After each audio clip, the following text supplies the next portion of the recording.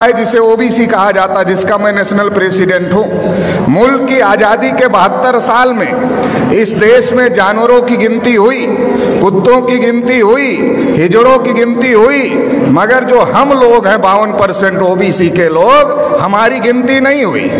OBC के लोगों को ब्राह्मण हमेशा इस काम पे लगाता है कि इनको मुसलमानों से लड़ाई करने के काम पर लगाते रहो। जब ये मुसलमानों से लड़ाई करने के काम पर लगे रहेंगे तो ये अपने हक अधिकार की आवाज बुलंद नहीं करेंगे, और जब ये अपने हक अधिकार की आवाज बुलंद नहीं करेंगे तो इनके हक अधिकार पर ब्राह्मण कब्जा कर करके रखेगा।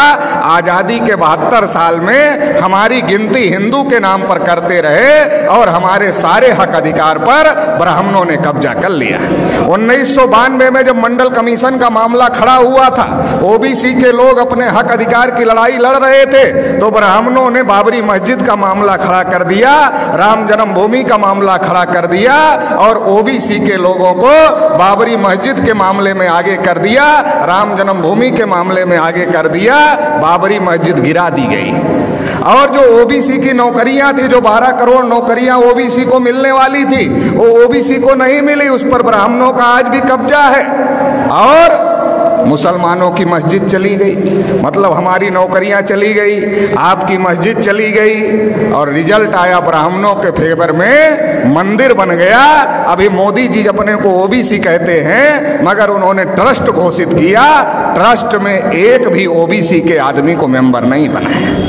जब मुसलमानों से लड़ना है तब हम हिंदू हैं, जब हम अपने हक अधिकार की बात करते हैं तब हम हिंदू नहीं हैं। मुसलमानों से लड़ाने के लिए हमको हिंदू बनाते हैं, और इस देश में हिंदू है कौन?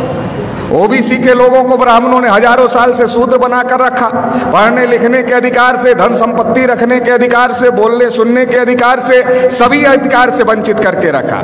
लिखा मनुस्मृति में, अगर आंख से ज्ञान देख ले तो आंख में सूजा डाल देना चाहिए, उच्चारण करे तो जीभ काट लेना चाहिए, और अगर कान से ज्ञान का एक शब्द सुन ले तो कान में शीशा पिघलाकर डाल देना चाहिए, ये लिखा।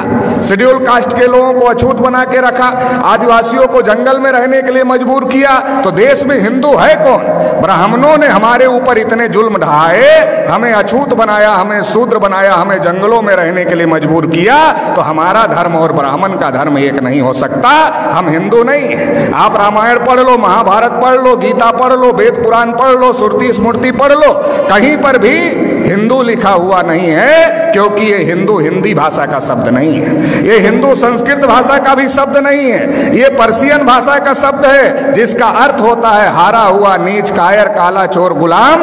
आज भी ब्राह्मण हमको गुलाम कहते हैं, हम गुलाम बनने के लिए तैयार नहीं हैं, और हम हिंदू नहीं हैं, तो फिर हम क्या हैं? हम इस देश के मूल निवासी हैं। और मूल निवासी कौन है? इस देश के शासक हैं, इस देश के राजा हैं। सम्राट अशोक का नाम आपने सुना होगा, अफगानिस्तान तक, रसिया के बॉर्डर तक सम्राट अशोक का राज था। हम लोग उस वंश के लोग हैं। इस बात को हम लोगों को समझने की जरूरत है। भारत के मुसलमान कोई अरब ईरान से आए हुए लोग नहीं हैं, हमारे डीएनए के भाई हैं, हमारे खून के भाई हैं। जब ब्राह्मणों ने हमारे बुजुर्गों पर जुल्म किया तो हमारे बुजुर्गों ने इंसाफ के मजहब को पसंद किया और इस्लाम को स्वीकार किया।